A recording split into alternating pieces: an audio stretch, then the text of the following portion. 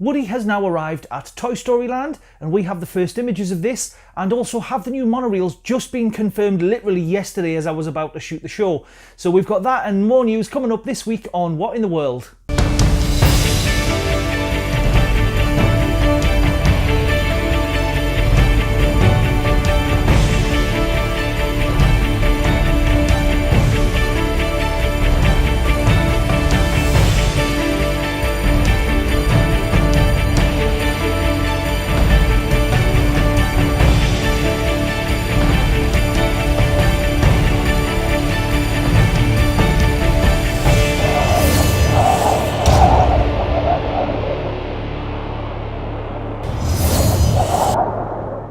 Hi and welcome to this week's What in the World, the show where we take a look at the last 7 days of Walt Disney World news.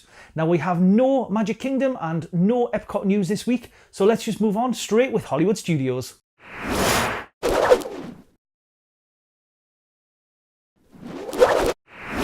So this week we start with Toy Story Land, and early in the week Disney shared the first images of the sign that would actually greet you as you entered the new land. Now before we actually take a look at the sign, let's just quickly remind ourselves the stages which this was unveiled. It was the concept art that gave us the first look at this, followed by the model that was actually in Walt Disney Presents in Hollywood Studios, and these both gave us a great idea of what this would be like.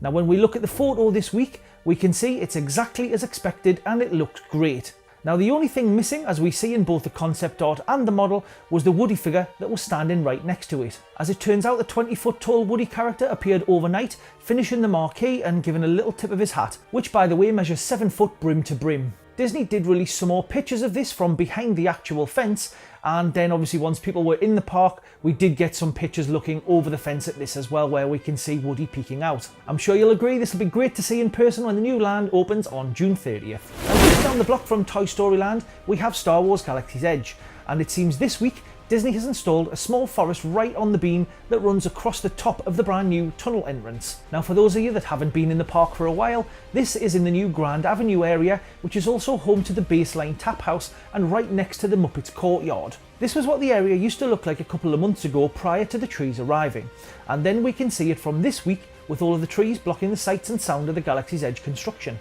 Now this looks like a really nice addition to the area and does give that whole Grand Avenue area a very nice feel, but it does stop us from seeing any further updates from this area. Star Wars Galaxy's Edge opens in 2019.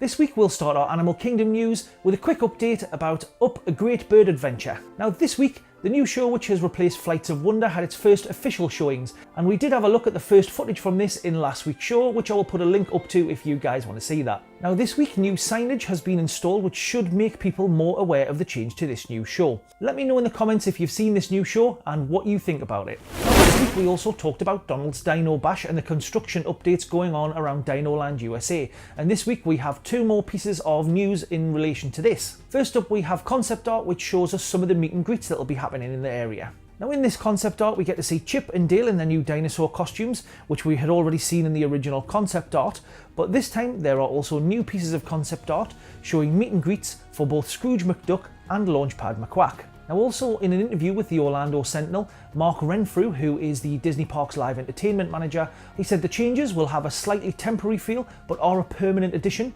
He also claimed that the area will feel much more alive and also have a lot more for the family and the kids. Now there's going to be several new meet and greets in this area when it's all done, so we'll look forward to those when all of this opens. So this week was quite big for Animal Kingdom in terms of its 20th anniversary and everything that goes along with it. However, this week both Navi River Journey and Flight of Passage went down for more than 2 days, with Flight of Passage coming back up on Friday and Navi River Journey being down for a 3rd day. Now by all accounts this started on the 24th of April when both rides went down for an extended period of time. However, these rides both continue to be out of operation for the 25th and 26th of April as well. Flight of Passage came back up on the 27th, followed by Navi River Journey on the 28th. Now both rides are housed in the same show building behind the floating mountains of Pandora, and we don't know what caused this, but it must be something that is shared between both rides. I don't think Disney wanted 2 of the most popular rides in Animal Kingdom to be down when its 20th anniversary was being celebrated.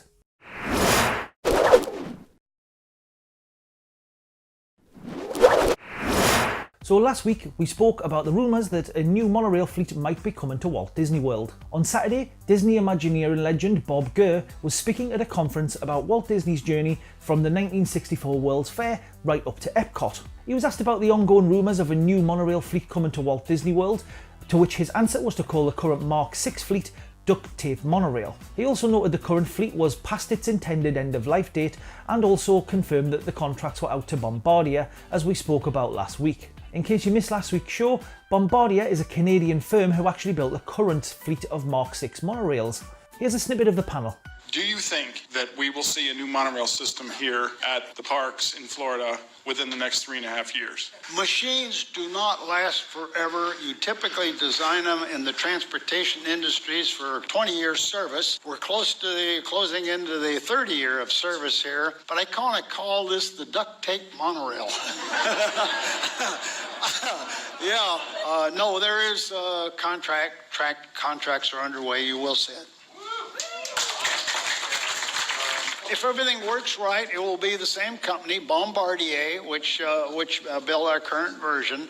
I was started in 1986 working with our specification team here to develop the specification for the replacement to my Mark IV monorail. Good company, enthusiastic, did a really, really good job. But remember, 30 years, you know, what happens when you drive a 30-year-old car? Your wife says, honey, why can't we ever get a new car? You know, this one's really pretty ratty. Well, the poor old monorail is in that category. Now, no dates or anything have been confirmed, but it looks like new monorails could be coming to Walt Disney World in the upcoming years. Now, if anyone watches the show who is either a D23 Gold or a Gold family member, Mickey's of Glendale pop-up shop is coming to the Contemporary Resort on the 9th of June. There are a limited number of 1-hour slots between 9 and 3 to book online at d23.com. Now, for those who don't know, the Mickey's of Glendale shop is a store for cast members that sells exclusive Imagineering and parks merchandise. This week saw the release of Avengers Infinity War by Marvel, which is owned by Disney, and it's currently on track to have a 225 to 245, 250 million opening weekend. Now, Disney did release some limited edition magic bands to celebrate this. First up was a magic band which had Groot on one side and Rocket Raccoon on the other side, and this was priced at $22.99. There was also a Thanos magic band released, which is a limited edition of 3,000 and costs $32.99. Now, these are available in the parks and also online. Now, on Friday there was a surprise pin release which featured the Avengers Infinity War poster art and included Thanos and the Black Order. This was a limited edition of 150 and was priced at $18.50. Also late this week saw the release of the Rainbow Love Ears. Now, these are made especially for Gay Pride Month in June and feature rainbow coloured ears and also Mickey's hands making a rainbow heart shape. These are an in-park exclusive item and seem to be being snapped up quite quickly. These retail at $18. For those of us who wish we could live that magic every single day, Walt Disney World is hiring about 3,500 new cast members with bonuses of up to $3,000. Now, the hiring event is nothing new for the resort, but the bonuses are, which seem to be double those of last year. Now, as an example, a housekeeper is eligible for a bonus of $1,250, which is over $750 more than last year. Or, if you fancy being the lifeguard, the bonus is $1,000, whereas last year this was $500. You can check all of the job vacancies out at disneycareers.com. Way back 6 weeks ago on the show, we told you about a brand new website, toystoryplaytime.com, which was being used by Disney to promote Toy Story Land and featured a game called Slinky Dog Stretch. It seems this week Disney has added 2 new games to this site. In Trivia Mania, you can test your knowledge by answering questions about the Toy Story movies, gaining points in each round. And then the other new game, Claw Challenge, lets you become the claw in 60-second bursts, where you have to pick up as many of the chosen ones as possible. Why don't you have a go at these games and let me know your best score in the comments. Last week we spoke about the rumour that free dining might be coming back, and we can tell you this week it has. Now, for US guests, if you book a 5-day, 6-night package with a ticket featuring the park hopper option by July 7th, for arrivals most nights from August 20th to September the 29th, and December the 7th to December the 23rd, you'll be eligible for the free dining. Guests staying at a value and moderate resort will receive the quick service dining plan, which will give you 2 quick service meals and 2 select snacks per night. And guests staying at the deluxe resorts will receive the dining plan, which will give you 1 quick service meal, 2 snacks and 1 table service meal per night. Don't forget though, you might have to pay for overnight parking at the resorts. That's it for another week's show from What in the World. What do you think about the potential of a brand new monorail fleet coming to Walt Disney World? And also, do you love that new Toy Story marquee? I do. Now, if this is the first time you've seen the show, please subscribe to the channel and also hit that notification bell right next to it so you never miss an upload of the show when it's released every Monday. If you did like this episode of the show, please give us a massive thumbs up, as that does help us out on YouTube. Now don't forget, you can find us on both Facebook and Twitter through the week at What in the D World, and until next week, we'll see you real soon.